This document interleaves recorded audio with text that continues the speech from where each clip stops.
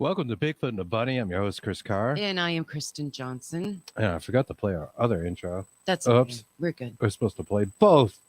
Oh, well. Our intro is a nod to our guest we've been referring to as the Paranormal Shaman.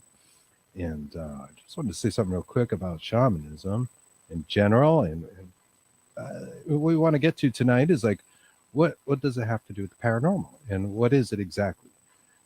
What are these terms? Animism, shamanism. What does it mean? The word shaman originates from the Tungus tribe in Siberia. The term was adopted by Russians interacting with the indigenous people in Siberia, and anthropologists later coined this term and have used it to refer to the spiritual and ceremonial leaders among various indigenous cultures globally. Archaeological evidence of shamans has been found in that the techniques, symbolism, and practices seem to have incredible similarities even in different regions around the world. Per Encyclopedia Britannica, a shaman is a person believed to achieve various powers through trance or ecstatic religious experience, and let's just say other altered states of consciousness.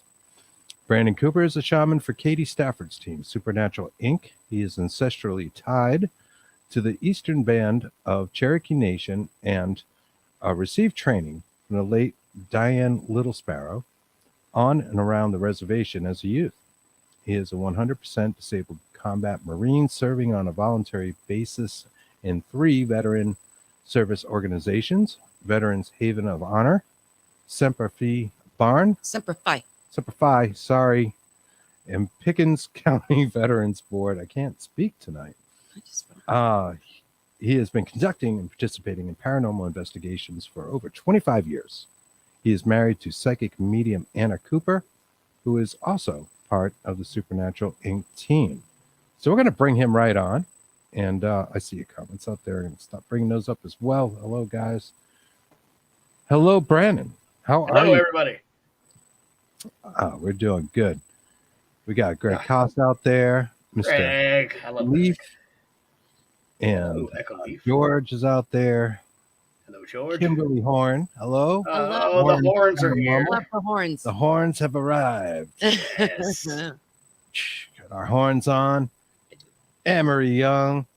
How you doing? Hi, Ann. Hello, beautiful people, she says. Aww. And it is our honor to bring you on our show again for part 2 of our extensive but kind of fun interview about shamanism and the paranormal. And we love talking to you, man. So I enjoyed the last time, yeah. Thank you. We had a good time. If you haven't heard our first interview with Brandon, you can, whatever media you're watching us on now, you can go into the archives and find that. Jack Kilowatt says, hello, you freaks. Yes. Greetings, Earthlings. Kimmy Wells is out there saying hello. And Scott, the other half of Horn. Oh, now Scott Horn's here. I gotta go. I gotta leave. He said he's present. Present and accounted for. Present and accounted for. Roger that.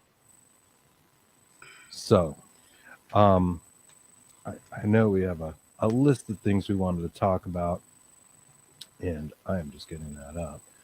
But one of the things I wanted to bring up was the making of drums in shamanism, and I'll read you something. This is probably for a different flavor, but I think maybe some of these techniques may hold true across cultures. This actually comes from a book I was reading about Nordic paganism by Martha Morales, and I want to give her credit. And it's the book. It's called Magic and Norse Shamanism in the World. Let me just read this real quick. Let me know what you think. Okay. As a lot of people know, like shamans tend to use drums to go into a sort of a trance and will beat the drum. People see that. At least a lot of like the neo-paganism or newer shamans seem to have this. And you also see it, old pictures and historically drawn illustrations. And it says, per her book, the shaman spends time with the land, ideally in a place where they have good memories, and it feels like they have an amicable amicable relationship with the land spirits. A friendly spirit can assist the shaman in finding the correct tree of which to harvest the wood for their drum. Pine, ash, oak are all good materials, especially ash as it has. Did I say especially ash? Well, I cannot talk. As it relates to the Igastro, which is the tree of life, more or less, in the Nordic culture. It's like the earth tree. Oak is very sturdy, but harder to bend, no matter the wood. Most shamans prefer wood that comes from trees that have grown in a swamp next to a rock. However, there might not be any spruces to be found nearby. Something vital for this process is to make sure that it is legal to harvest the wood from an area and be well prepared for the retreat. And she says this in regards to a 7-day retreat.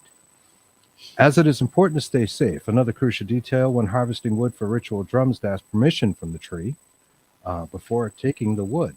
Right? It speaks to animism. It has to be a living tree that will sacrifice itself to become the drum. The tree should be sung to, and the shaman should request its spirit to pass into the drum. Permission should always be asked, and offerings should be made to the spirit of the tree. The offering should be safe for both the flora and fauna of the area where the wood is harvested. After the tree, spirit of the tree, has agreed to sacrifice itself, it is time to harvest the wood. The tree will be cut down and split. The drum frame should be sawed from a narrow board that will be harvested along with the heart of the tree. While the tree is being cut, the shaman should sing and praise the tree for its sacrifice and the earth for nourishing it.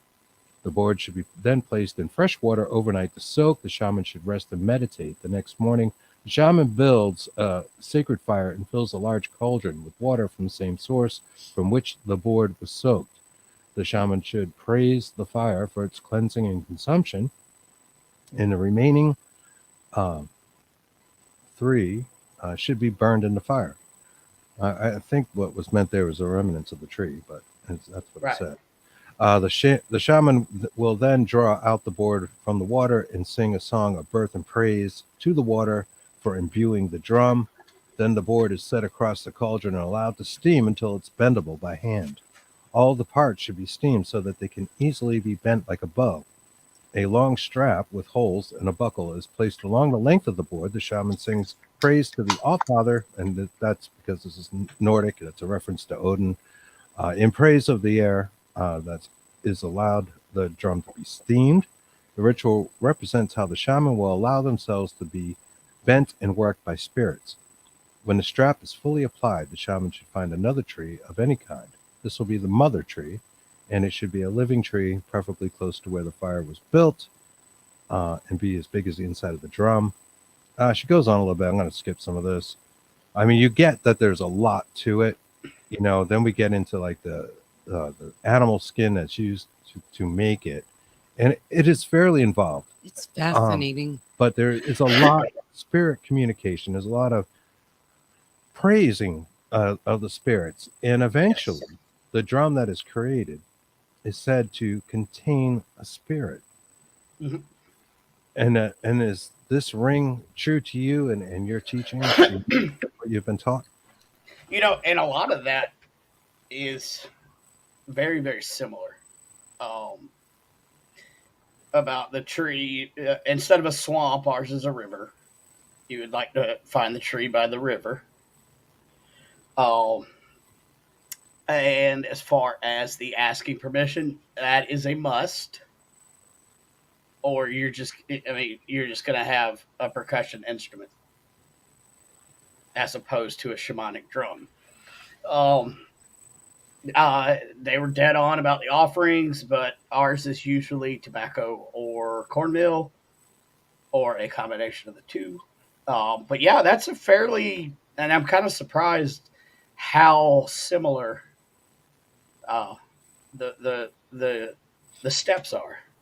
That's really interesting because that comes from a Nordic background, right? Right. And you come from a Cherokee, Indigenous Peoples of America type background. Yep. You're related to the Cherokees? Yeah, I am. I through my mother's side, actually on both sides of the family, but I am part of the Eastern Band of the Cherokee Nation. Wow, that's great. That's great. That's great. We're big fans of the indigenous peoples of America and like to tell their tale. That's fantastic. So your tools, do they all? Well, first off, what are the tools that you use in your practice? Okay, I've got a drum. And actually, it's kind of funny you let off with drums. I have an animal skin in the ground. Well, actually, this is over in Second Mesa, Arizona, on the Hopi Nation. Their medicine man, Shaman, is making me my drum, which is uh, it does happen, especially if two tribes get together, they'll swap. So he's got the animal skin in the ground. Should be coming up next week, and he has already asked permission from a certain tree out there, and I really don't want to tell too much, but no, that's okay. But yeah, and even with it being the Hopi Nation, it's still very similar to how you make the drum for that. And it's still, I think this tree is near the Grand Canyon, so water source, you know. So yeah, Wow. it's cyclical. I think that's great. I love the respect for nature with all of this and the asking of permission. Yes, I was going to ask you is do the rivers, do you all have spirits as well? Yes, well, everything. I mean, yeah, you can fall into the panpsychism or animisms or whatever. Yeah, but everything has a spirit. Love that. Yeah, I like that. I think that's wonderful, beautiful, and very real. Absolutely. It kind of, we've talked about panpsychism on the show before, not in reference to shamanism, but just in the idea that an inanimate object can hold a spirit. Oh, yeah. And, we feel like it can, and it explains things like haunted objects and that sort of thing. So to go back to the paranormal side, right? Right. Like a spirit could haunt some object, a doll or whatever. It is possible. I mean, not being there 24/7, but we're all made of the same stuff, and certainly things that are living have some form of consciousness. Oh yeah, for sure. Like just a quick, for instance, since we're on the subject of trees, if you're in a big oak forest and a foreign tree that is not an oak tries to grow in there, all the other oak trees will try to kill it. That's right. That's right. We're aware of that, and they use the what do they call it? The underneath the fungus. Yeah, the fungus mushroom network. Yep. To communicate. And the name is mycelium. Mycelium. Thank you. Yes. We showed mushrooms in the intro. We did. Yeah, and there's I'm kind of. We're gonna get back to that at some point. I know it. Okay. I think we will. Maybe sooner than later. You never know. That's true. Stay out of my bedroom. Run away. I don't know what those things are. So your tools contain spirits, and you mentioned a drum and in the making. What other kind of tools do you use with your craft? I have a rattle. Matter of fact, hang on a second. I think I have it. Excuse me. Props. Oh, I gotta unwrap it. Yeah, so we use rattles. Mm-hmm. This is more of a South American rattle that was given to me, and I love it, and I use it. I also have turtle shell rattles that are more, Native American. Bells. I have a bell that I use. Drums, chanting. That covers the basics. As far as there's hollow reeds or hollow bones, and you had a picture towards the end in your intro of a shaman blowing through a hollow bone. Mm-hmm. Yes, and that would be, I guess, considered one of our tools. Not so much musical, but yeah. You have done your research, and that was a very good intro that had a lot of stuff that I don't think that you realize. Maybe you thought, hey, this looks cool, but that covered it. There was a lot of stuff going on. Tell us about the bone. I wasn't aware. Okay, so you use a hollow reed or hollow bone, and you blow what's called animal breaths. Depending on which animal medicine that you have to use, you blow it through that reed, and that is how you apply a healing breath or whatever. So, use a deer bone if you're calling on the deer spirit, But generally now is we use water reeds, the same thing that flutes are made out of. And I forgot to bring my flute up here. I have a reed flute that I also use, but I forgot it. It's downstairs. A lot of these things are sonic in nature, and that kind of goes with a question here from our friend Echo Leaf, who asks, are the sounds used to keep the mind in the moment and not allowed thoughts to take over the individual's mind? Simple answer, yes. Deeper answer, not only is it to get you in a humbled state, which is why shamans dance and drum for hours and days prior to, because it gets you out of self. Also, the vibrations work on, certain healings, certain vibrations called certain spirits. But yes, it is also certainly to keep you and whoever you're working with or on in a certain trance relaxation type, like binaural beats now, kind of. Yeah. Well, you're kind of, like you said, getting out of your mind, right? So you're trying to open up into something else. Yeah. And what is that something else? Is it the spirits around you? Is it nature? Is it a collection? Is it source? It is always, you're always going to have nature. And then it can vary from there depending on what needs to be done, what animal spirit or fauna and flora spirit that you need, or ancestral, spirit. But there's always the nature at the core. So it's always nature, and then branch off to whatever you may need for whatever situation. I love the ritual aspect to all of this. Do you wear anything specific performing your rituals? I do. I have a lot of necklaces that I do. Let's break that one down. So we got buffalo, bear claw. That is bobcat. No kidding. Coyote. Buffalo tooth. Yeah, for those that are just listening to this as a podcast, Brandon is showing us a necklace he has on. It has various animal claws and teeth. Very cool.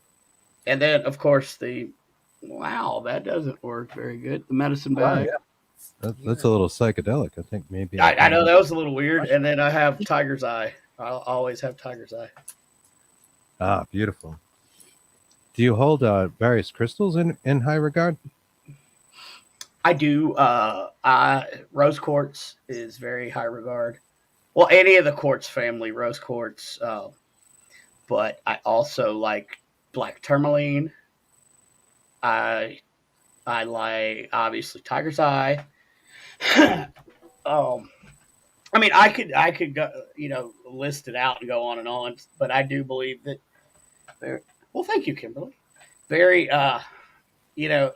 each individual crystal not only A, resonates on its own vibration, but B, has its own spirit personality. So yeah, I do. I love crystals. I use them quite a bit.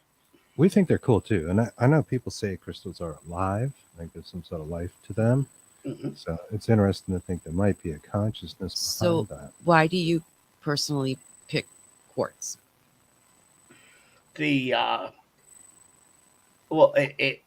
In my opinion, my humble opinion, it is one of the more powerful crystals. And if somebody asks for proof, I say, well, look at your wristwatch. Very true. You know, Right. look at radios. Mhm. There's right. quartz and everything, and there's a reason why they could do so many different things. Right. That's awesome. I love that. Do you consider things like a spirit box or REM pod to be a sort of modern shamanistic tool? I Or don't does consider them as a shamanistic tool because I think of all shamanistic tools as more geared towards healing. However, I do think that they are the modern day equivalent of the Ouija board. all right? I know shamans are typically thought to have the ability to heal the sick, to communicate with the other world, and often escort the souls of the dead to that other world. Is that accurate? And Uh, obviously, I think you mentioned healing. That would be the facet of it or a side of it that you're more involved in. right. Um, and the crossing over is one of the most important parts of the shamanistic, especially back in tribal days.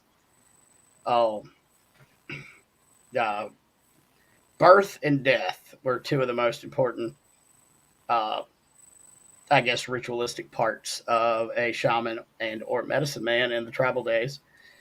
Um, Healing is a very, very big part of it. Not only spiritual type metaphysical healing, but also kind of knowing the herbs and the barks and what and the mushrooms to mix up, you know, for anything from indigestion to uh, cancer. You know, Excellent. I was going to say, uh, there's also like a sort of a battle shaman too, as well, right? right? Like a war type shaman out there, at least in some of the cultures. It Well, seems and most, especially in the Native American cultures, most shamans can't play that dual role. Just like, but now in some tribes, like they have a peace chief and a wartime chief, so they would have two different shamans. Oh, and then hopefully they never needed the wartime, but in some shamans actually do that dual role. When it's wartime, okay, we've got this other bag of tricks that we really don't pull out, but we've got them if we need them. But yeah, there are both. excellent.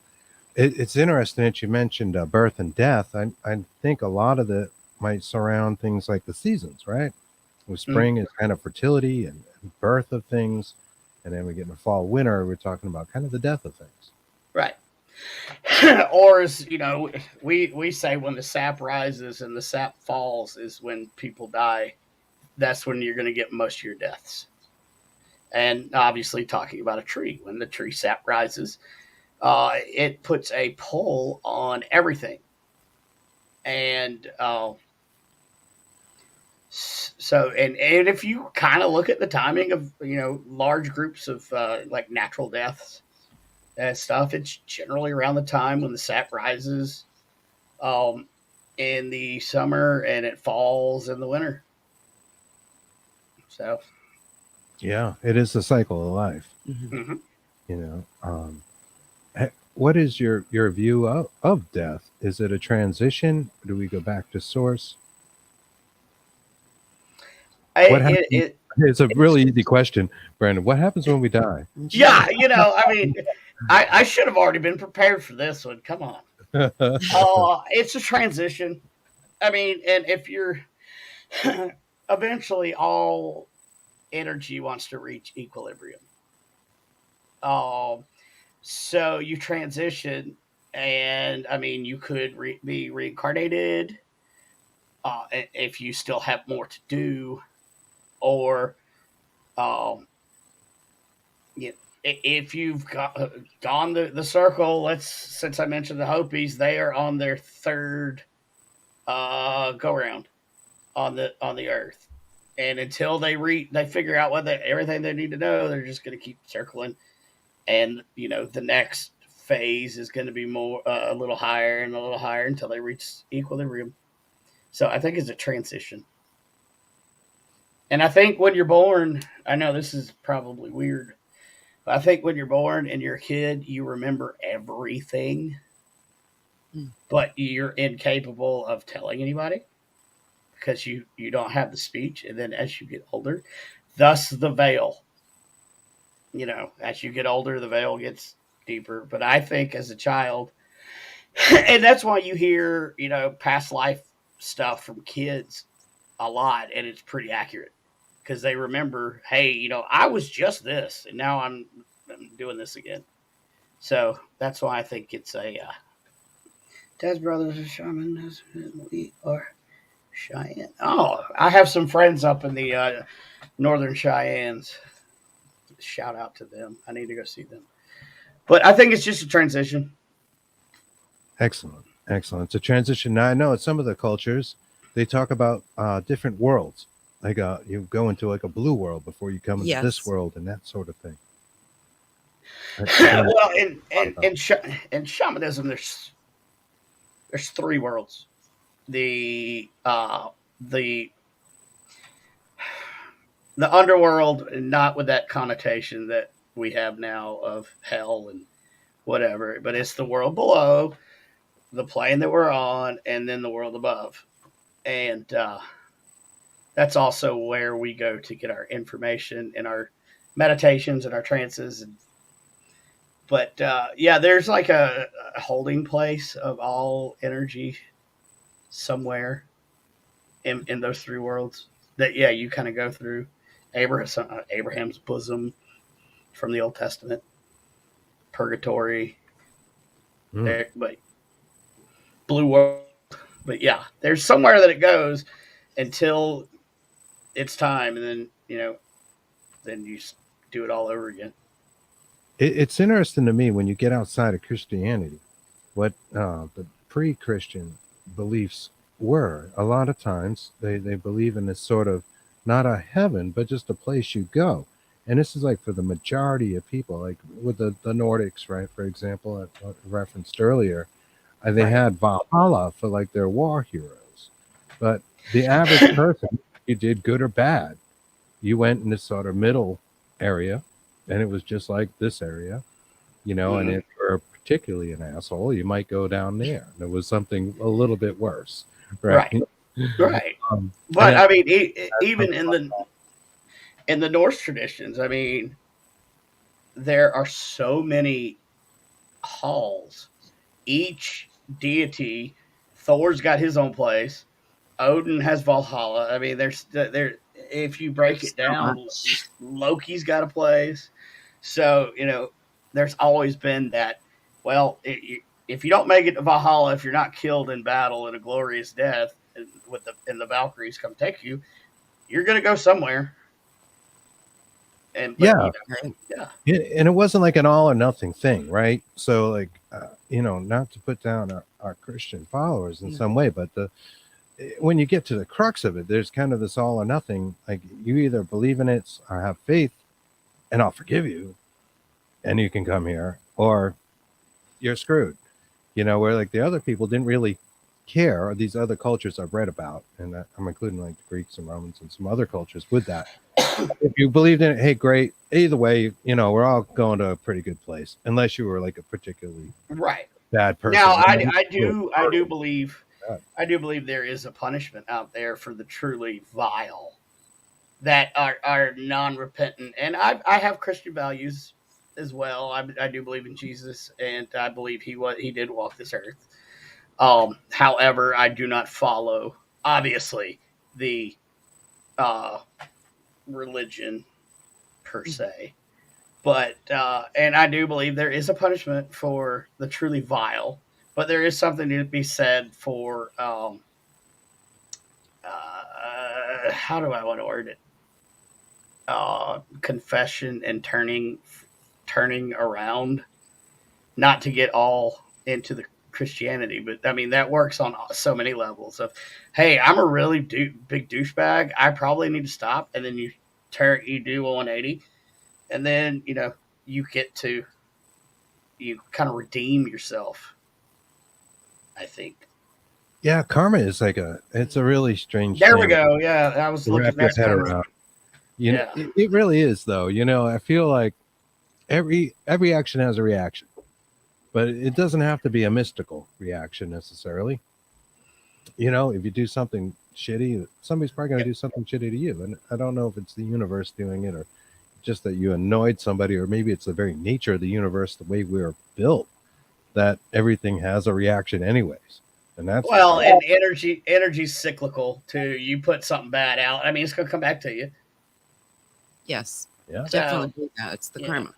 Yeah. Yeah. So, interesting. All right. Our friend Angela Bowley, psychic portrait artist, says, I was shown that will be a blue star, and when we see the blue star, it will be a new age. Have you heard of the blue star? and I have not specifically the blue star, but we can talk about the white buffalo, Oh, yes, Oh, please. yes. which was born not long ago, a couple years ago. And that's a whole long, drawn out, beautiful story, but I won't tell the whole thing. But the white buffalo was supposed to be the sign of changing times. And right when the new white buffalo was born, things started changing. So I guess that would be along the same lines as the blue star. But yeah, we have the white buffalo, and there's other signs to other cultures. But yes, I do Sort know of the age of theory. Aquarius type thing, or something else shorter lived. I think it's I think it's a change, Mother Nature, like a drastic change, like uh, but I don't know what, and I don't think anybody does, or we're not supposed to. But it is a change, and a lot of us think it's a change for the better, but it's going to get worse before it gets better. Hmm. Yeah, I can believe that. Yeah, most definitely. Does astronomy play a role in things? So many ancient cultures seem to study astronomy, and this is built on different equinoxes, and at that time Right. of day, the light shines, through the perfect hole or whatever it is in the wall. That they build. um, it does. I mean, for generations, especially with the native cultures, we talk about the star people and how we come from the stars. And Right. like Oklahoma is supposed to be where the Little Dipper came down to visit, and that's why so many tribes ended up in Oklahoma, and that's why it's shaped the way it is. Wow. Oh, Um, yeah. yeah, a That's little tidbit for you. Uh, but I mean, Maybe- astronomy has played a role in lots of things. Like, and I'll go back to the Bible, for instance. The Magi were astronomers because they were looking for the star that to That's true. it's so Yeah. yes. you know every culture has always looked to the stars for something, and a lot of the stories kind of overlap. Yeah, they do. I mean, certainly the flood story Oh, goodness, overlaps so yes. many cultures, and apparently there was a great flood, and we're starting Yeah. to figure this out scientifically in archaeology, just Hmm. looking at it, and our scientists and researchers, which is very interesting. That it would be portrayed the way it is, and so much was handed down by word of mouth, Right. through generations, and it isn't written in stories. That the facts get cloudy. What's been able to persist and Right. last all this time in literature really isn't much, for obvious reasons. If it wasn't carved on a cave wall or something like that in petroglyphs, it's all up for interpretation. So Yeah, but I mean, if you look at the three major religions there and cultures, there's the flood story in one way or another. So yeah. Yes. yeah, it seems to Hmm. permeate many cultures, and we do believe in that. And the Younger Dryas period seems like a very real thing. Geology shows us that. Most definitely. What is your favorite way to communicate with the deceased? I don't know, because I don't like thinking about it as communicating with the deceased, because that word in itself is a finite word. Um, how do I like to talk to the ones that have ascended or crossed over? I think is a better way to phrase that, at least for me. Yes. I agree. I agree. I Um, sort of worded that poorly. Meditation, especially meditation outside in nature, is the best way that I like to commune with the ethereal or crossed over. Um, but there's a lot to be said, just about shutting your mouth. A lot of people, if you shut your mouth, then your soul gets to speak. Like that. That's good. That's That's good. I like that. You would certainly do yes. that in a meditation. Yes. How do you receive those messages? Do you hear things clairaudiently? Do you see imagery, symbolism, or how does it And come to and you? it's quite funny that you ask that because I am taking Sarah Lee Moses' class right now, and apparently, according to one of her tests, I am highly clairaudient, which I knew that already. Um, but it does. It's not like somebody's sitting beside me and say, "Hey, you need to go pick this flower." That's it's not exactly how that happens. But it's definitely audient and like in visions.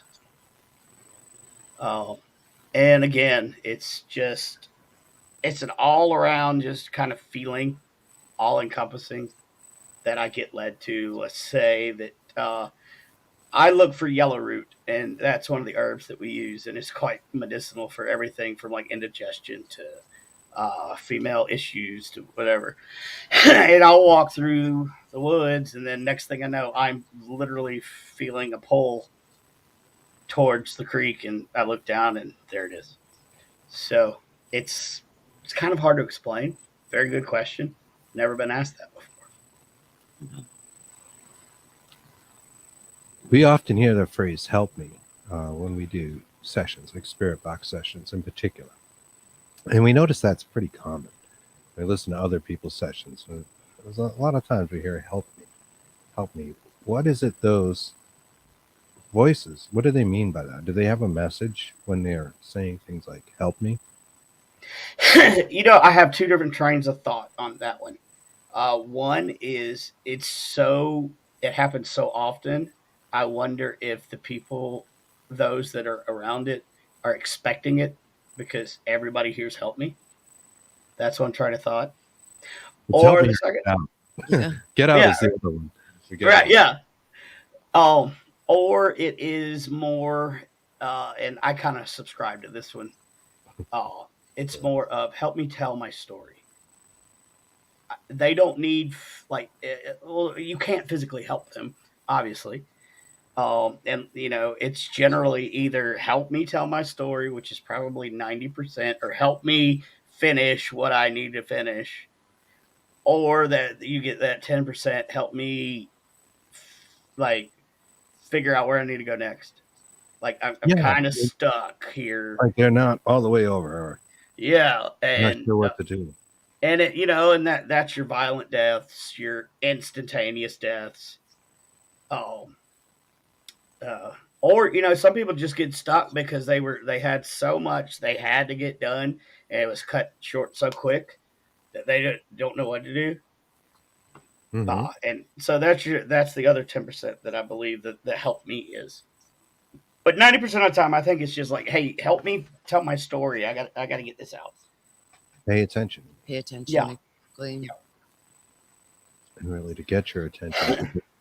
What do you say to get someone's attention? Right? You say "help." Yeah. Yeah, because I mean they're Human still help. they're still just like us, except not with a physical form.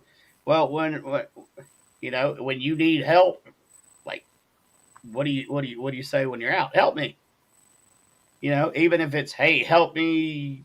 You know, I need something to drink, or help me, whatever. It's used so much that of course it's going to cross over and follow through because that's such a common way to get somebody's attention. And Right. help me, just like here, it doesn't always mean oh my god I'm in trouble. you know Hey, can you help me grab that you know whatever's in the oven, or it could be as simple as that. Right. And those communications maybe aren't that easy For them. for them to get Right. to us. It Right. seems like probably a lot of intention. All right. I'm intending to communicate through this radio that is going through the channels really, really fast. I'm going to take whatever's it coming across Yep. and say my piece. You'll go, hey, right? Another thing we Yep. hear, hello. Right. This is how you would do it in our, linear timeline. Right. 3D life, right? We would go, hey, hello, help, hey, I'm trying to get you. Sure. Yeah. Yeah. To try to say it. So if you put that intention out, the words may come out that way through the radio. And so, and also, like with the if you feel like the tapping on the shoulder or something, same way here. How am I going to get your attention? Tap you on the shoulder, or hey, yeah. So, it's just a continuation of our linear style of thinking and communicating, because that's the best way to.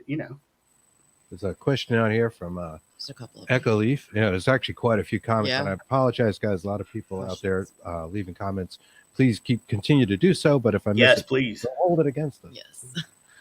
Echo says, do you divide your visions into different groups, whether or not they are in dream time or eye-open daytime visions? Curious if one is more powerful. Very good question, Echo Leaf. And it's hard to say which one's more powerful than the other. It really depends on the message. Generally, your daytime ones are, I would say, more urgent, because they're all of a sudden, you're awake. They're like, you need to do something about this right now. Your dream time is more of your exploration visions, and your gathering of information to do something at a later date. So if I had to, say which one's more urgent than the other, I would say the daytime visions would be of a more urgent nature, if that answers your question. That's a good question. Again, nobody's ever asked me that. We got a great audience out there. Yeah, we do. Heck yeah. Guys. Good question. Get it? Yeah. I'm looking for the questions. All right. Go ahead. Yeah.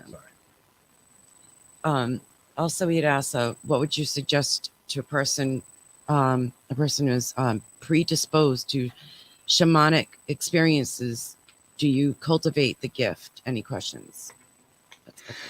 Do you cultivate the gift? Well, yes, because if you don't, you will drive yourself crazy.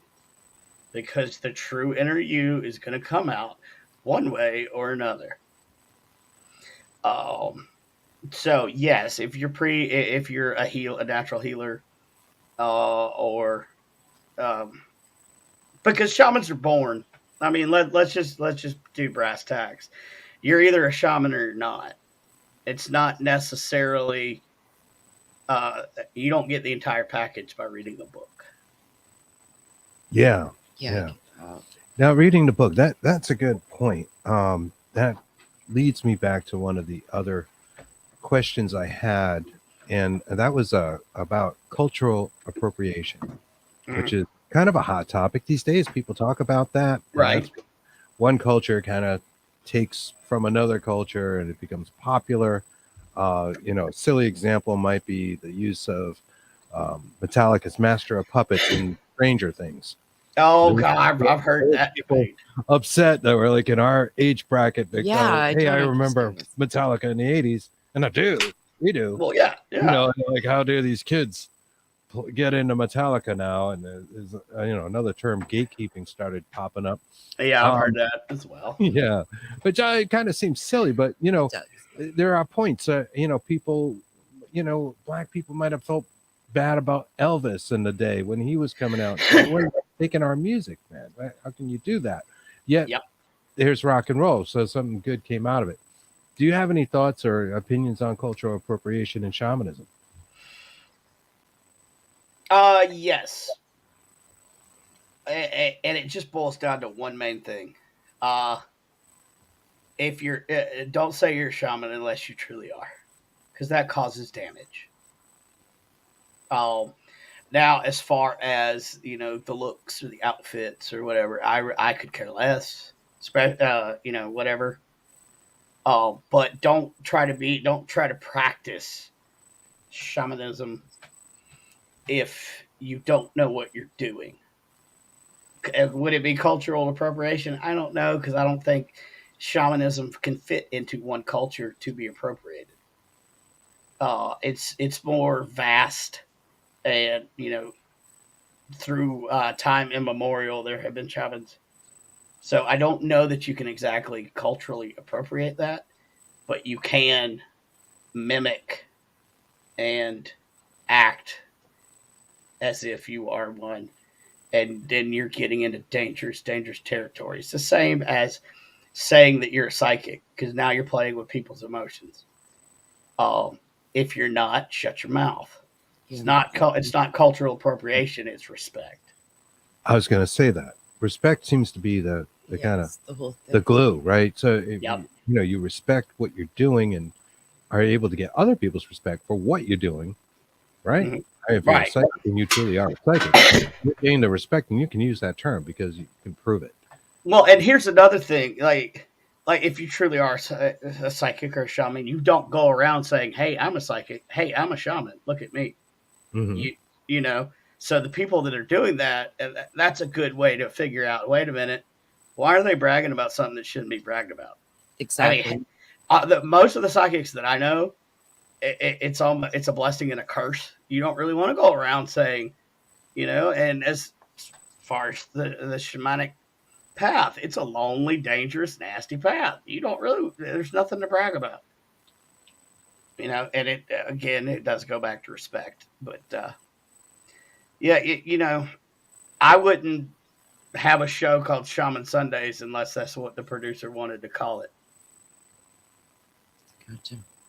Yeah, do you want to plug your show? Because I know Yes, you're please. changing networks, you're doing some stuff. Yeah, we're going put that to. out there because I've just been hitting you with a million questions, and I apologize. No, you're good. Sure. We're going to deep dive into this. So, Hey, I love it, and if we need to make a volume 3 of the, because I mean, one, there's not many shamans out there willing to get on podcasts and talk, so a lot of people don't know it, and two, there's just so much to a millennia plus of shamanism to dive into. So I love it. I love the questions. That's kind of we why appreciate it. I'm We've done hundreds here. of shows, Yes, literally, thank and you. we've had 2 shamans, and you're one. Yeah, there's not many. But as far as plugging the show, yeah. So I got picked up by a network called Skydoor Entertainment. It used to be called Skydoor Network. Okay.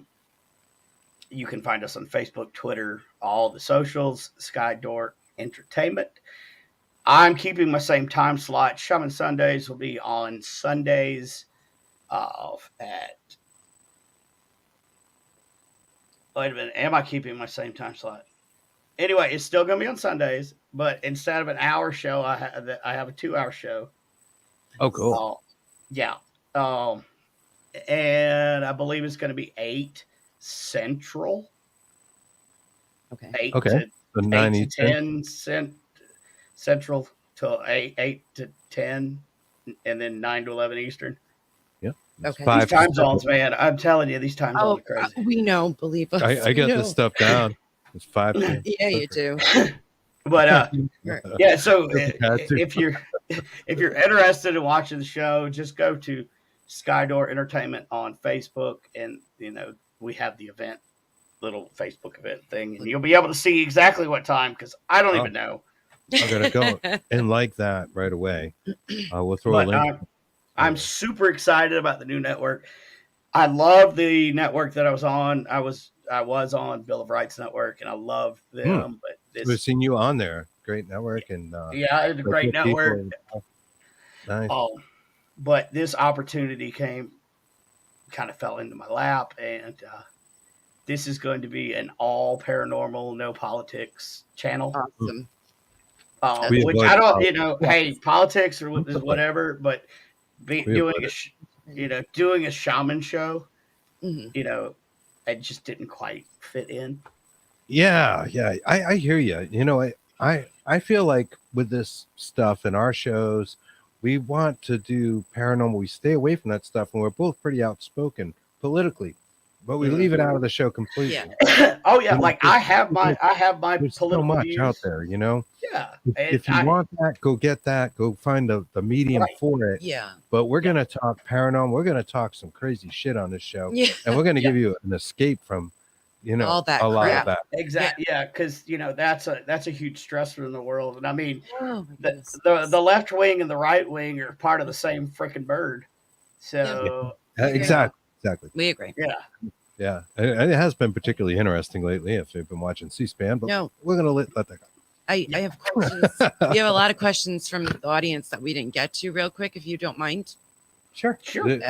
I have a bunch of them on the screen. I think she has more because we got so many at one time. I didn't all show up. See on all my the screen. pages, and Chris can't. So, I got it. first one is from Joshua Dixon. He says, "Do Okay. different tribes have stronger shamanistic abilities?" He said, "Just curious. Seminole on my father's side, from Florida, but born and raised in New York. I returned to my roots. I feel sorry. It sounds like a dumb question, and it doesn't. No questions are dumb. So he wants to know. So different tribes. Oh, found it. Do they have stronger shamanistic abilities?"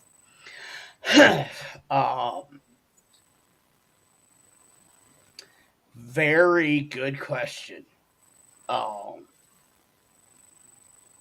No, I think when it's all said and done, it's all on an equal plane. One shaman may be stronger in herbalism, while another shaman is stronger in crossing over. But I believe it's not tribal; it's individual. I believe I would say it like that. But in the end, it's all spiritual work, and it's all for the same. So yes and no, I guess would be, tribal. No, it's all equal. No, that's a valid answer. No, it is, Meaning yes. the difference would be the person, The individual, not the culture. So necessarily. Right. Yeah. So it's not like the shamans outside of Mongolia are all going, "Oh man, those Mongolian shamans, they really Right. know it, and we don't. If we only knew half of what they did, you're not hearing that. It's just more of an individual process It's- and like- power. And I'm going to put power in quotes because I'm not sure what that means, other than maybe the ability to cross somebody over or connect with spirit, connect with our Right. ancestors, It reminds me of our make group, cool drums. yeah, our group chat that we're Yeah. in. We have like 6 of us, and what makes us so great together is we each have individual different things that we all possess. So it's wonderful. Someone can, like you're saying, cross over someone over, and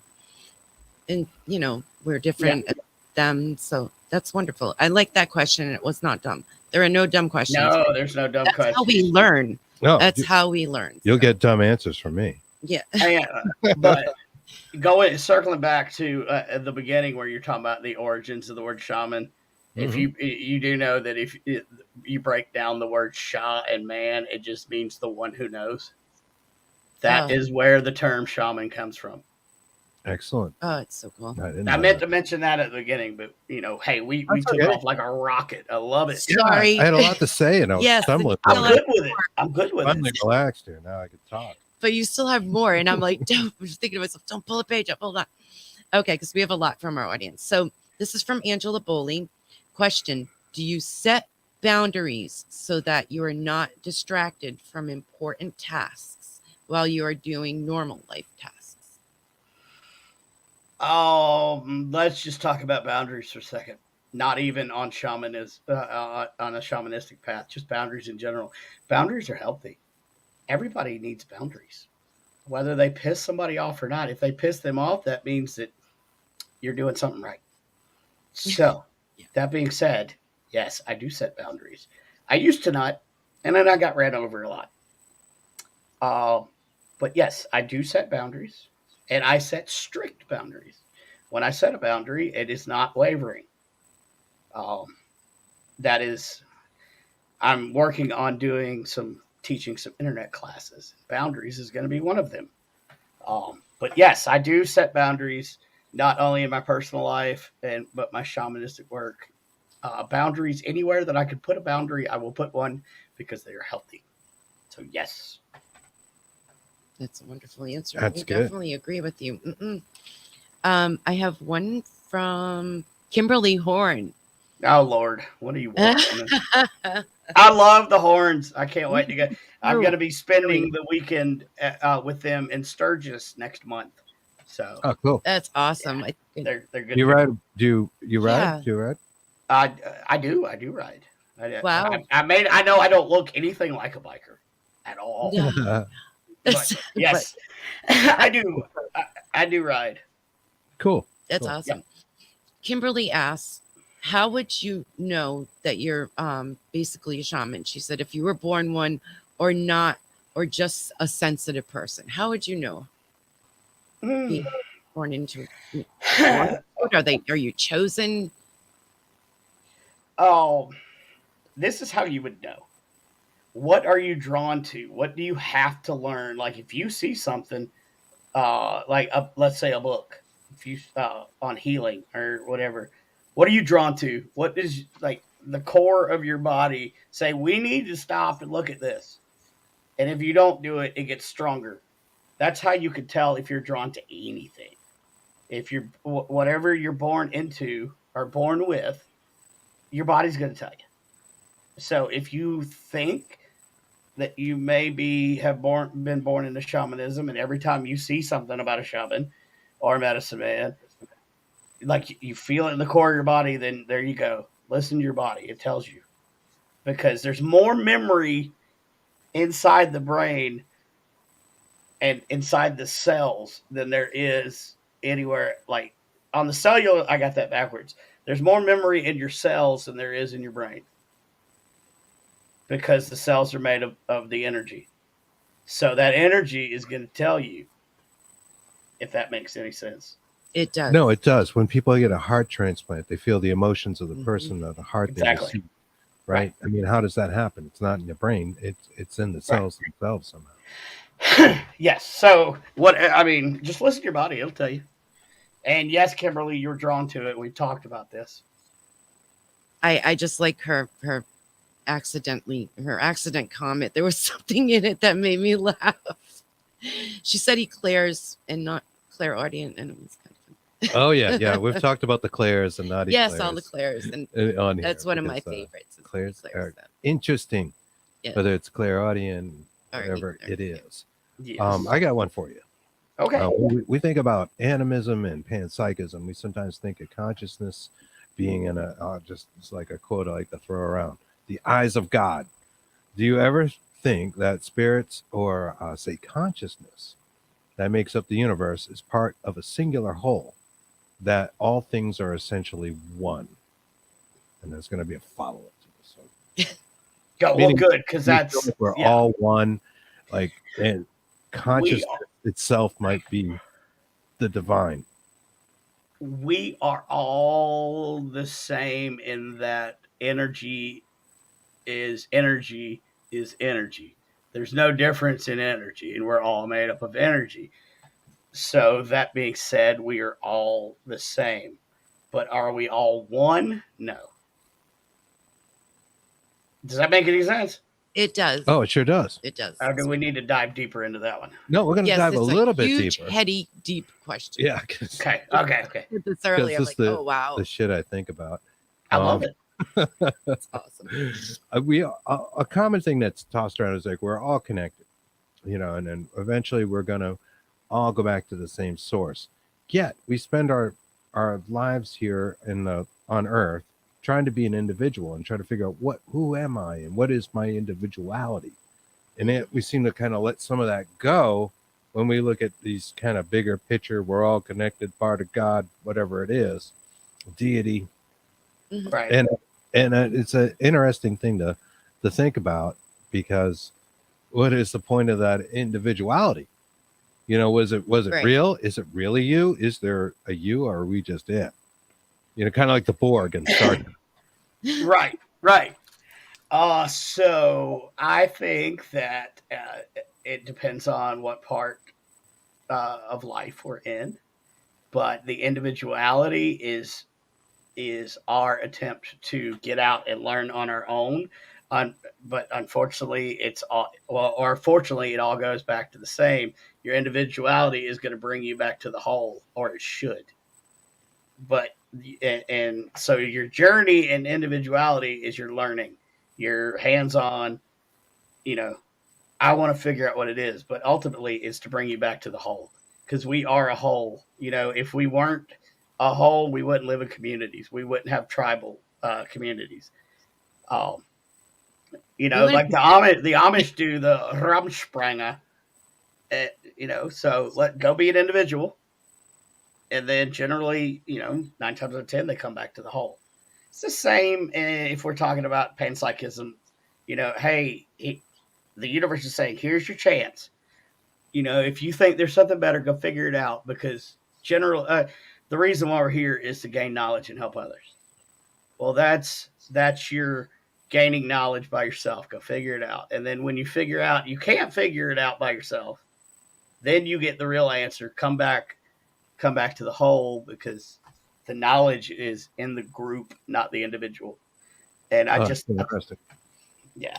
Yeah. I mean, you take this concept of reincarnation, like coming back each time to learn some lesson or set of lessons, right? If that's what it is. But we're really just this fragmentation of some sort of bigger picture anyways. Right. Like, you'd think the bigger picture already knew the lesson, and why do we need the fragments? There must be some reason to be an individual. Yeah, and that's a debate for much larger mind than I have, but I think it just all comes down to knowledge. I mean, that's why the saying "knowledge is power." That's why it's there. But each of us have to learn something that we can specifically learn, so that when we bring it back to the whole community, then we make the whole stronger. So the individual makes the whole stronger, but only when they come back together to the original purpose of we are all connected. Maybe that's how the whole survives. Our friend Jack Kilowatt says, according to the Bible, we are made in the image of God. And what are we? Conscious energy? So I'd like to think God is pure consciousness and energy. I've had that discussion in my brain and my thought process, because that would make total sense, at least in the sense that we can think in our physical realm. I like that. Yeah.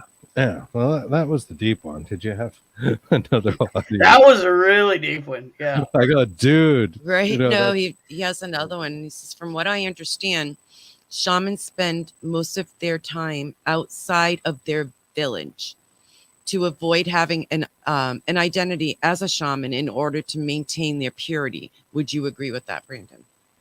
Yes. That's why you don't see a lot of us.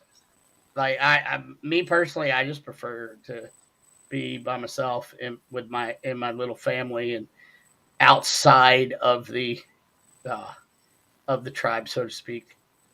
I am drawn to solitary locations. So that way I can conserve my energy for when I'm needed. Yeah. So I would agree with that. Do you have a happy place, like in nature? Do you have a Yes. certain scenario, like being in the mountains or something? Like by myself, like I feel closer to whatever it is when I'm in the mountains. So this is my spiritual place, or maybe beaches or whatever, Mountains, forests. Yeah. My happy place is anywhere on the other side of my front door. You want to get out. Yeah, you'd be outside. Now, if I needed to paint the picture, it would be anywhere in the mountains on horseback. That's my happy place. Yeah. And picture I used in our thumbnail there for our ad, it showed you on a horse. Did you want to talk about that? Yeah, sure. I was on a cattle drive in the Little Bighorn Mountains. We were moving about 400 head of cattle, about 80 miles from the mouth of Little Bighorn up to the summer grazing land. So that's my happy place right there. Miserable, dirty, nasty, tired, happy, just happy. It's funny because Kimberly Horn just sent us in chat a picture of like a link to go to Little Bighorn and visit you all you guys. So. Oh, there you go. Yeah. Yes, it's amazing. Excellent. Irene Takura from Japan says, darn it, I live in a huge city and I couldn't live outside of that unless I'm near an ocean. So people do feel comfort being amongst the numbers, being in the city with the colony. I don't think Kristen and I are those people. We really love nature and love being out in it, and just a certain calm being away, which is interesting, right? Considering a conversation we just had about being part of source, but yet being connected, and maybe an individual yet connected, that sort of thing, or fragmentation, soul fragmentation, that sort of direction of things. People talk about soul fragments and haunting locations. Have you encountered anything like that?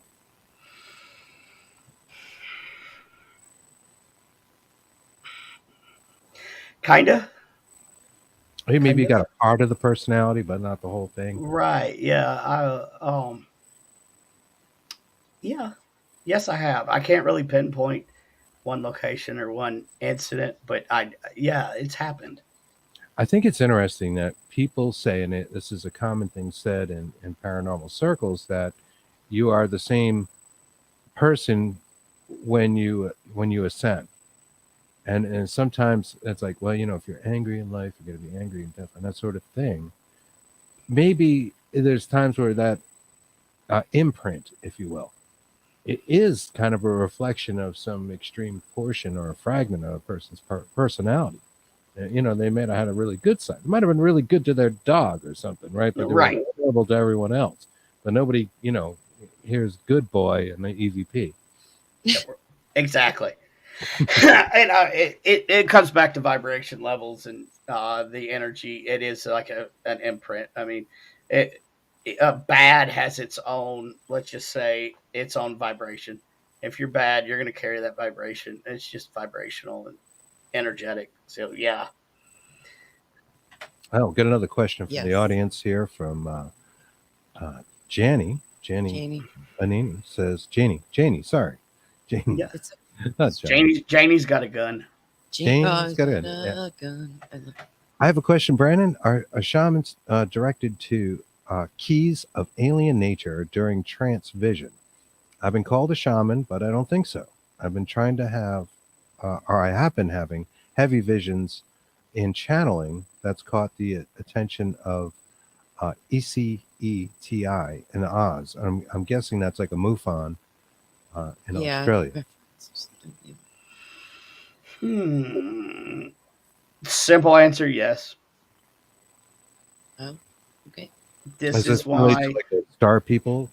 It does, and I was gonna say it just all goes back to the star people. And if you look at Native American culture, just here, there is a coexistence between the star people and the Native Americans that go back way before history was ever written down, and it still continues to this day. Look at Skinwalker Ranch. The natives are still in contact with a superior intellectual being, shall we say. So yes, short answer, yes. Cool. Actually, and if you want to talk about shamans or mystics, Sadhguru, who I follow, who is an amazing individual, he mentions and alludes to having met with and talked to aliens, but he doesn't go too far into it because, he doesn't, people are going to look at you like you're nuts. Yes. Yeah. Wow, that's cool. I have seen a couple of his videos. I haven't seen him talk about that, but I'm glad to hear it's Sad, because whenever I see it, it comes up. It's SAD, a sad guru, and I go, sad guru. What's the matter, man? Right. Be sad. Don't be sad. But cool, great answer. Well, some new people popping up. Great to see you guys. Carol says, where I live in New Jersey, I can go either to the mountains or the beach, and I absolutely love both. Mm-hmm. I'm so grateful that I have been blessed to be able to go to both. Travel. Yeah, that's kind of what I like about South Carolina. I can be at the beach in 4 hours and the mountains in 45 minutes. So. That's so cool. We're in Rhode Island right Yeah. now. If it's not 15 minutes away, it's not happening. Yeah, it's a tiny state, and you do get Right. used to like, all right, well, this is where I go. If it's any further than that, I'm not going. I'm out here. No, we'd go. Phone home. It goes this phone. Which just You do reminded me occasionally of take a road phone trip. home of something. We wanted to do like a segue in getting into mycelium things. And Yes. do shamans always, not just like, I just was wondering, when they're doing their ritualistic things, do they, like a very big one, have to use mycelium or some kind of psychedelic to get you into that state? I believe the question is no, but But I'd do you like want to to tell know. us about the Yes, maybe please. the psychedelic side? I Yes, think a lot of please. people Talk do about associate psychedelics, peyote and Right. psychedelic like yes, mushrooms with a lot shaman. of people start out their journey using it, but the further along that you get, the less that you need that to push you over to get you to where you need to go. oh, And it is also used in ceremony. That's why you pass it around, like with the peyote chips or whatever. You pass it around to people that can't get to where the shaman can get to it as easy, and it just kind of it helps. It's a boost, but it's it's a little not. boost. Yeah, but it's not a necessity. Gotcha. Because you wanted to also talk about that, yeah, the peyote and all that. So Yeah, that's a no, good- we were definitely curious about that. And just the uses of nature's medicine to get out of mind. What might entail. And is it But mandatory and in the training to no, take? and the human body actually makes peyote. Believe it or not, the chemical makeup of peyote is similar to adrenochrome, which is what is produced when adrenaline decomposes. The chemical makeups are very similar. Like DMT. So right. Mm. So in theory, after your adrenaline dump, uh, when the adrenochrome happens, it's very similar to the makeup of peyote. So we do it automatically. Peyote is just a quicker way to get to where you're going.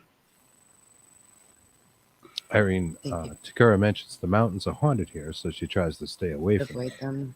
Yes, and there, especially the forest. I can't remember the name of that forest, but the suicide forest. Yes. There.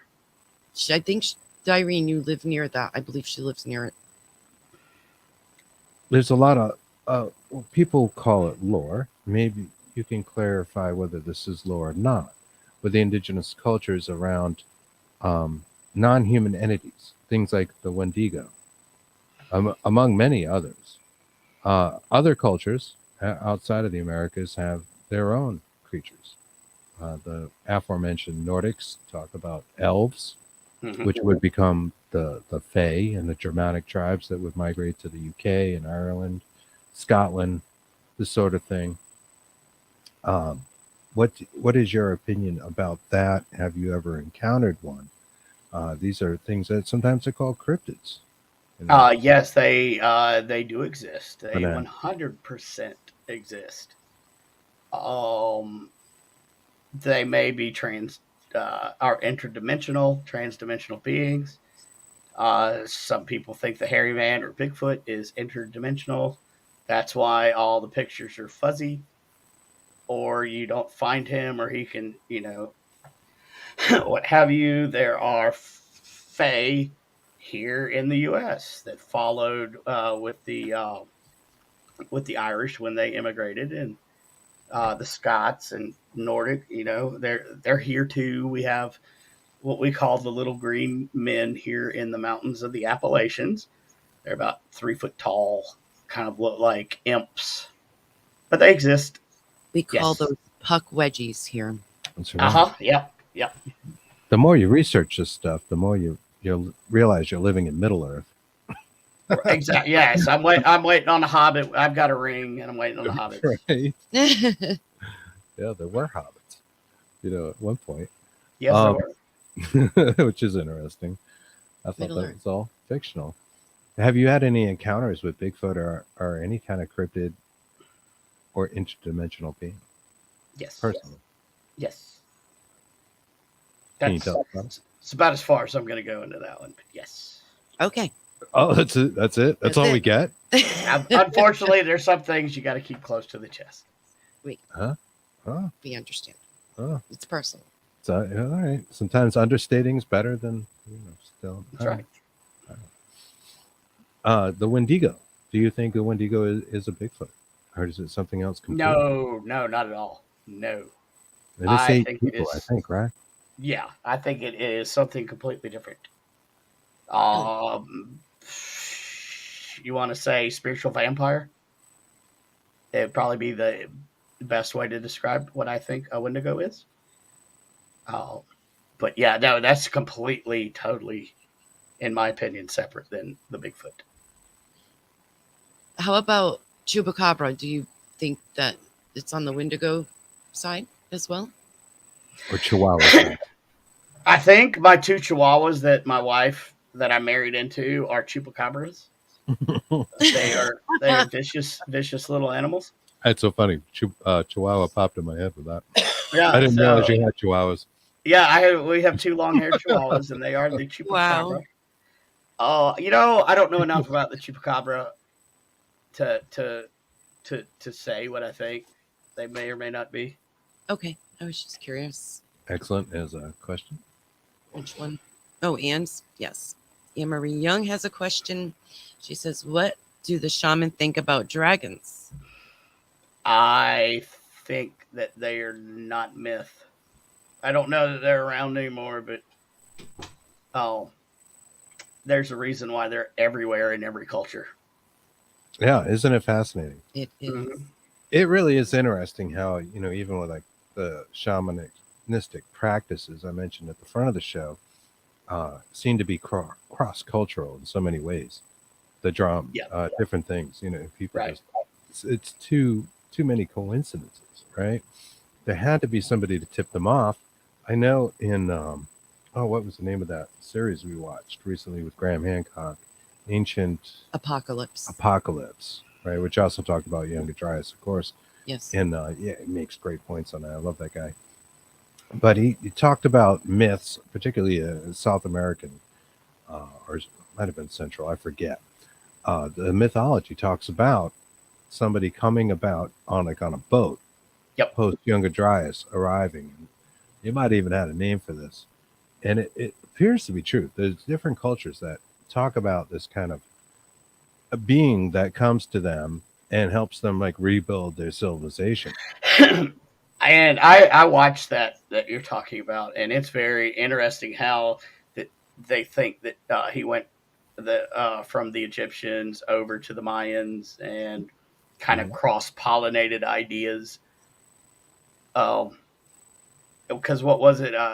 Had a red beard or something. One of the creatures that I say creatures that came to the Mayans had like a red beard. Yeah. They call them red-headed giants. I believe that's what they're. Yeah. Okay. Yeah. There you go. Giants. They were big, large people, maybe, but there seemed to be like each continent had somebody. Some theorized it's Odin that was going out in these boats, like arriving in different, continents, like telling people how to rebuild. And then you see structures like the pyramids arising, and all these different cultures and all these similarities that were, how did they possibly, know the other one was doing it? It doesn't make sense, right? Yeah, I don't, and that's a deep dive for another day. But that I love researching and just theorizing on that one. Yes, Kimberly Horn, had already asked us. We need to do a third show with you. Oh yeah, third show I think is already in the works. Yes. Okay. Jamie, I would love to do a third show. Asked about the Banshee and yes, What movie? Yeah, I do believe in banshees. My wife is Irish, and and I had mentioned, I don't know if I mentioned it last time on the show, but how I think paranormal investigators need to get a class on each different continent and country Oh, because we don't have similar, like we don't have a banshee per se. How in the paranormal world, how do you approach a banshee? But yes, I mean, all myth starts in some sort type of based reality. most definitely, we agree with you. A little bit of truth in all Yes. folklore. Yes. I see Kimberly Horn. Thank you. You reminded us we had a Yes. question about just that. And let me just find it because I worded it slightly different. Shamans from various cultures are sometimes referenced as shapeshifters. They could take animal forms like various birds and mammals so that they could go on spiritual journeys to seek information. Have you ever shapeshifted or personally know of someone who has? Yes. And personally, and my teachers, I have seen do that. Generally, it is to go into the different realms, more of a metaphysical type transformation. However, there are stories of physical transformations, and that is to be believed. Okay. Okay, I mean, you say it's to believe. In other words, like it really happened on the physical plane. The body Yes. actually changed. Yes. We're not talking about something else. I personally have not Spiritual. done that way. I do spiritually, but it has been seen and reported, and believe it, there are some out there, such as the skinwalkers, are shamans, but they're the dark shamans. So Okay. yes, it is to be believed. Now, they call them in their term, in their language, the tribal language. I forget which tribe it was. So, it means witch. Yes. Right? It does Correct. mean witch. Okay. Yeah. But they translate to skinwalker. Okay. Thank you. Mm-hmm. What are the dark shamans? Yes. Thank you.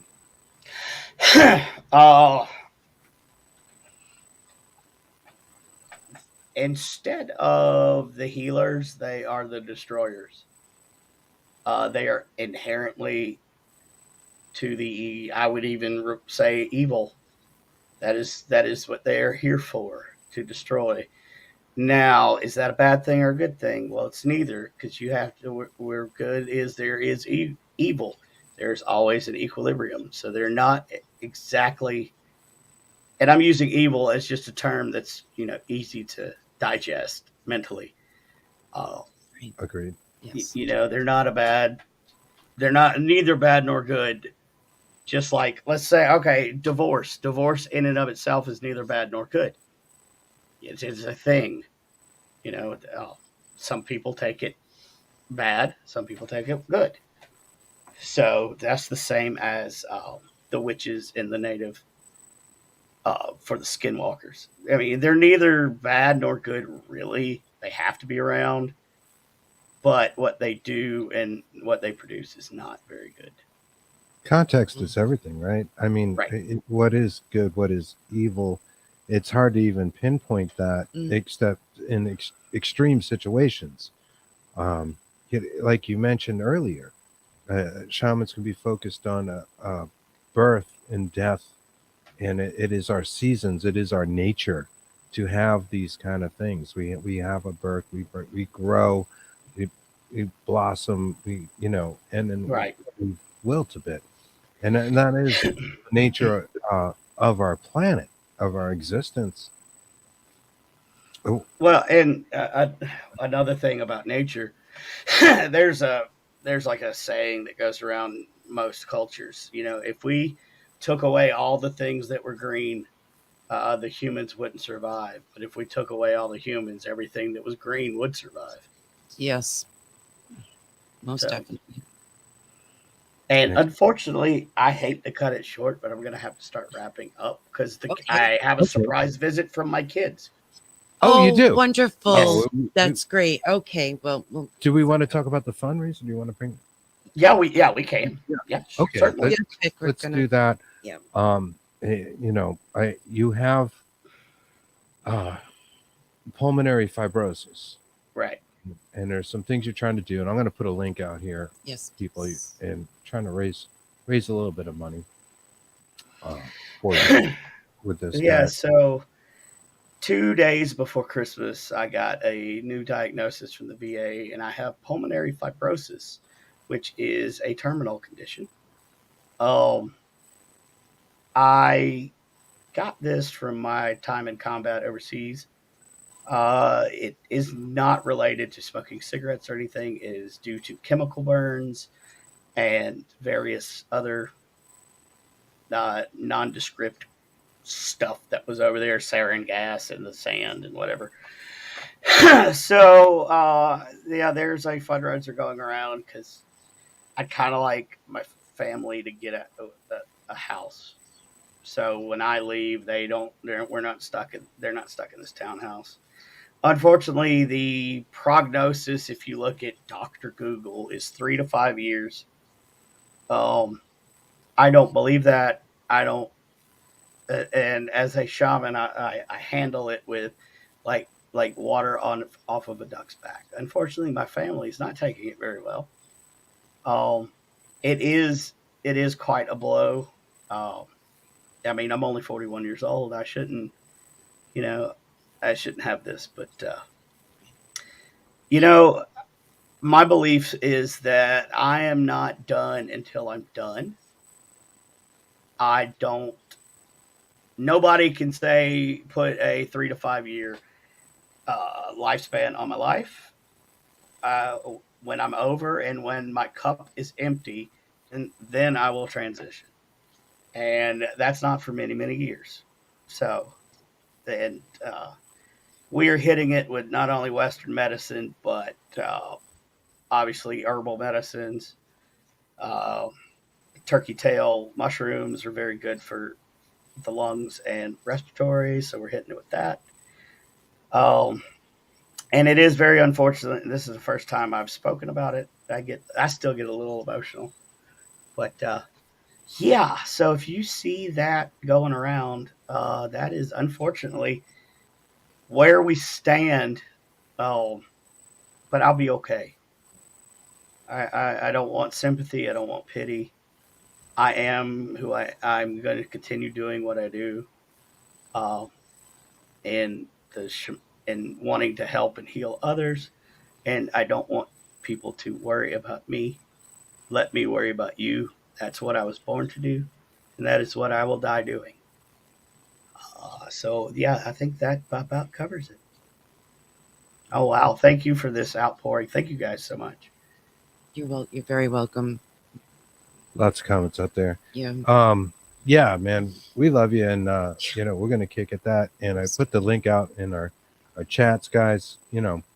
Whatever you can spare to throw it out there because it all makes a difference. Yes. And this is how we are all connected, and Yeah. we can do this. And I feel so weird with the GoFundMe out there, but it's hard. I can't really work, and you can't get ahead on disability.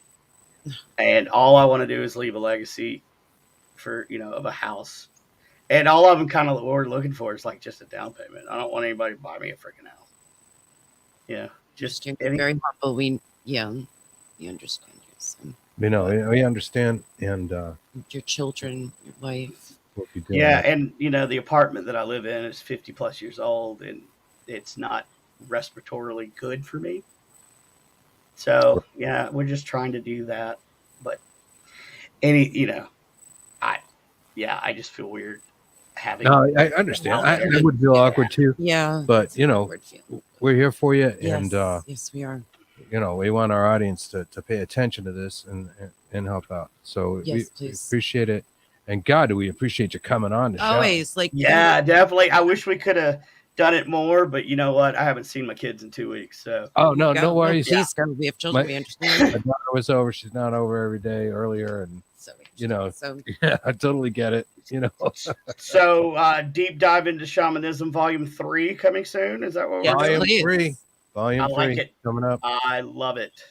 I think our audience likes it. Lots love of it. compliments out there, and thank you again, my friend. You have Yes. yourself a great night. Thank you And guys so much. You're very welcome. We will talk soon. All right, we'll do it. Have fun with you kids. All Oh, right, yeah. thank you. Love you guys. Love you guys too. Love you Thank back. Take care of those chihuahuas. Chupacabras. No, I you have love to it. say with the roll on the tongue. Chupacabra. No, I can't even do it now. Chupacabra. Chupacabra. It's one not of even of a Spanish descent, but it sounds right. Chupacabra. Chupacabra. Yeah, the horns and I were just talking about that. Medieval French. Gotta roll that tongue. Chupacabra. Say it. Chupacabra. Everybody say it. Oh, I know. I did have one thing to say about shamans. Though. Please don't squeeze the Charmin. Oh. Hey. I meant to do that while he was on. Yeah. That's okay. Forget everything. Well, anyways, thank you guys Yes. for joining us. Thank you so much. Joining Bigfoot and the Bunny. We'll be back hopefully this Thursday doing some kind of show for Dark Horse Paranormal Podcast. Yeah. And I really want to say one thing too. I forgot to say at the front of the show is wanted to give a round of applause for our very good friends Reginald Reynolds and Randall. Randall. Why do I do that? I don't know. Is there an actor with that name or something? So, I'm not sure. So I it's always want to say Reginald. Yeah, Reginald. Reggie Randall. Reggie Randall and Reginald R. Greg Koss. He wants to Mr. Greg. Reginald R. And Mr. Greg Koss, who's in our audience tonight. Thank you, Greg, Yes. Love you, man. Thank you. for pulling off their first show It for was Perfectly Normal Paranormal Communications got it. on the very networks that you are watching us right now on. It's going to be on Thursday nights, 6 p.m. Eastern. 7 Eastern, 6 Central. There you go. Right? This is what happens when you deal with people in different time zones. And I was so good with the time zones You earlier. did really Yeah, well. I don't know what happened, man. But we loved it. It was great. We're doing ITC experimentation. It was fantastic. The guys were spot on. Reggie's got some data that's just crazy. It's good. mind blowing. So And he's got Greg with him. I mean, we love you too, Greg. how do you go wrong there? Yeah, Kim says, Scott, watch that. And I was so disappointed she missed it, Kimberly. Oh, That's all right. You can Go catch back. the replays on our pages on the Paranormal United Network. But more to come with that, and more great shows coming Yes. from the Dark Horse team, if you will.